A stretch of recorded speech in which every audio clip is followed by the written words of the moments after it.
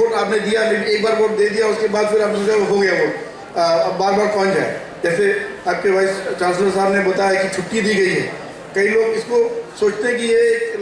कोई any other festival की तरह जैसे छुट्टी होती है, तो एक छुट्टी आपको मिल गई है और आप आराम से अपने कन्वीनियंस से अपने लेजर में एक्टिविटी करें। तो ये उस छुट्टी से डिफरेंट है। आपको ये समझना पड़ेगा, ये जो छुट्टी आपको दी जाती है वो एक उद्देश्य से दी जाती है। आपका एज ए सिटीज़न जो दायित्व है अपने इलाके में, अपनी सोसाइटी के प्रति, किस प्रकार से आप अपने समाज को, अपने एरिया को, अपने राज्य को, अपने देश को आगे बढ़ते देखना चाहते हैं, उसमें अगर आपके अपने कोई विचार हैं तो उस विचार के हिसाब से आपके सामने जो अलग अलग कैंडिडेट हैं, उनकी जो विचारधारा है, उनकी जो आइडियोलॉजी है, उनकी जो ओवरऑल अप्रोच है देश को उन्नति को ले जाने के लिए, आप उससे अगर सहमत होते हैं तो आप उनके साथ अपना विचार प्रकट करते हुए उनको अपना समर्थन देंगे। और अगर आपको लगता है कि किसी के विचार आपकी दृष्टि से देश को सही दृष्टि से सही डायरेक्शन में नहीं ले जाएंगे तो आप उनको वोट नहीं देंगे। तो ये एक है, सबसे पहले आपको वोट देने के लिए सबसे पहले आगे आना होगा, और उसके लिए जो हम लोग की प्रोसेस होती है कि जो 18 ईयर्स जैसे क्रॉस करें उनको एनरोल किया जाए। इसके लिए हम लोगों ने सभी स्कूलों कॉलेजेस में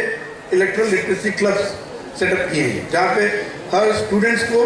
अगर वो ऑलरेडी 18 ईयर्स के हो गए तो इमीडिएटली वो अपने आप को एनरोल कर लें एज ए इलेक्टर, और अगर नहीं भी हुए तो पहले से उनको उसकी महत्ता पता रहे, ताकि जैसे ही वो 18 ईयर्स प्लस हो जाए तो वो अपने आप को एनरोल करके इलेक्शन प्रोसेस में पार्टिसिपेट करें। तो उस एंगल से इलेक्शन कमीशन ने एक नया सिस्टम